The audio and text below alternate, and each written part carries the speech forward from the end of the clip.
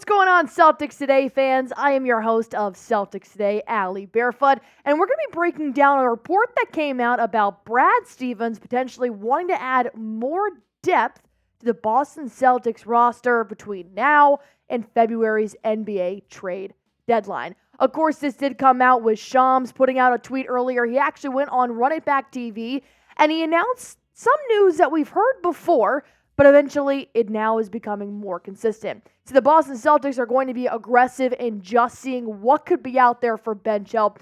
This is what Shams did say about the Boston Celtics, and look, I completely agree with it.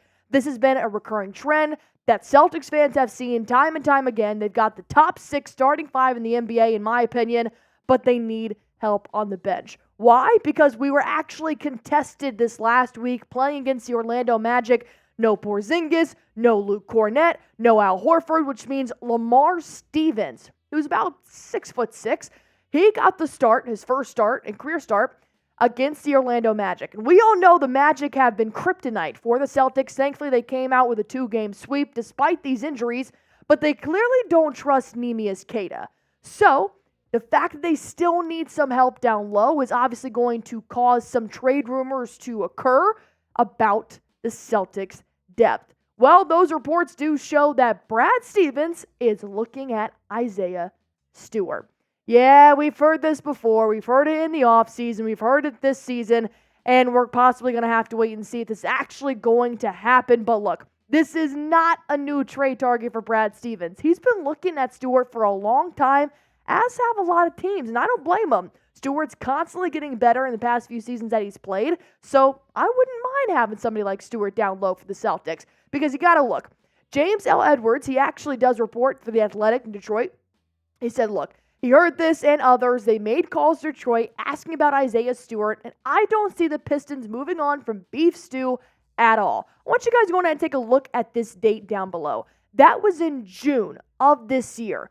People were already saying, look, the Pistons are not going to part ways with Beef Stew, which is Isaiah Stewart. So why is Brad Stevens now coming out again, along with 2 other teams, which I'll mention a little bit later, about why they could possibly go and pick up Isaiah Stewart? I wonder what's causing this to happen. Well, it's super easy. The Pistons are 2-24, and their season's done. There is no way they're coming back. There is no way they're going to go on a win streak and be anything of a promising NBA team this season. I apologize if there are any Pistons fans out there. The Pistons are horrible this season, which means they are going to be making as many trades as they possibly can to just root all and start over. So that could mean a trade with the Boston Celtics. But nonetheless, the Celtics are doing pretty good this season. So do you think they need to make any kind of trade between now and the NBA trade deadline, which is February 9th? Do you think they should add anything to their roster? Go ahead and type Y for yes, type in for no down below. Well, I will bring up that Isaiah Stewart has actually proved to become a pretty good ball player for the Pistons, despite their adversity. Of course, he is about 10 points per game, which is more than Luke Cornett and Neemias Queta right now. He's gradually getting better at his 3-point percentage. You can see that 36.7 is not bad for Stewart. He's been trying a little bit more this year, and you know what? I don't blame him. The Pistons got nothing to lose. Might as well let Stewart take some threes. And his field goal percentage is pretty good, sitting at 45% right there.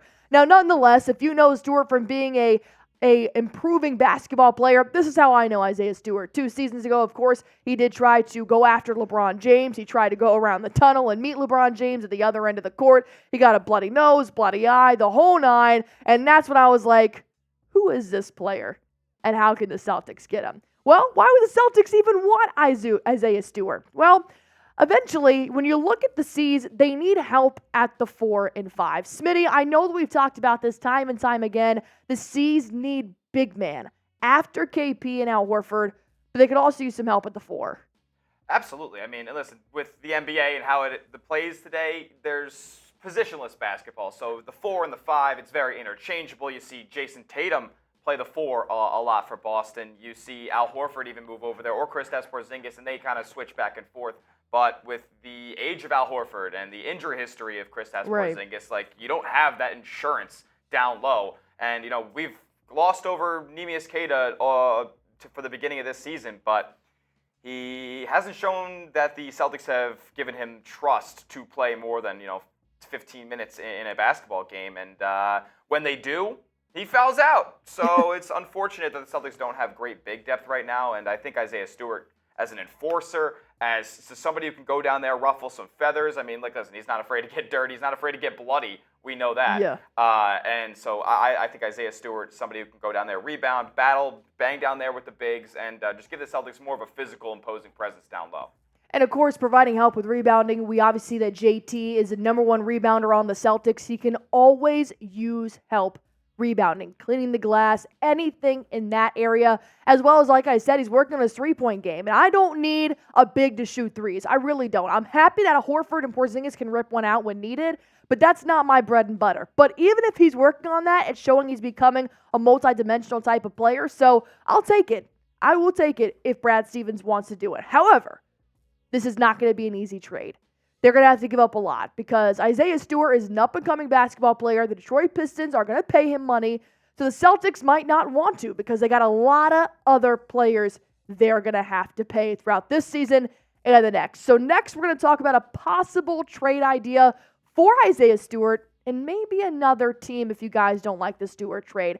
But nonetheless, I want to talk to you about one of our sponsors here on Celtics Today. That is Factor Meals. It's a fresh, never frozen meal service, and it makes my life 10 times easier, especially around the holidays. If you guys are wondering what Factor Meals is, well, these are chef-created recipes. They have over 35 different recipes you guys can choose from, and there is no mess, no prep, no fuss. You literally just take this meal, heat it up, in less than 2 minutes, you have your dinner ready to go. And it's not just dinner. It's lunch to goes, it's grab and goes, snacks, breakfast. I actually love their smoothies to start my day, not to mention that honey mustard chicken, because you guys know I don't really eat a lot of red meat. So the fact that I get numerous options to help suffice my eating habits, well, then I am all for it. If you guys want to try it as well, all you have to do is go to factormeals.com, use promo code NBAChat50 to get 50% off. One more time, go to factormeals.com/NBAChat50. You're going to use promo code NBAChat50 to get 50% off your Factor Meals. It is a service you guys do not want to miss out on. We're pulling a lot of Twitter feed at you guys right now, but there's been a lot going on. And ultimately, Keith Smith really broke down this trade in numbers and said, look, Stewart's an interesting trade target for Boston, which is why we said I'm interested to see why Brad Stevens is going back to Stewart. He said the challenge, he's a PPP. He's restricted poison pill provision. That means trading him is going to be difficult. Boston would have to match over $13 million in salary to bring him in. And like I said, the C's have to pay other players, Smitty.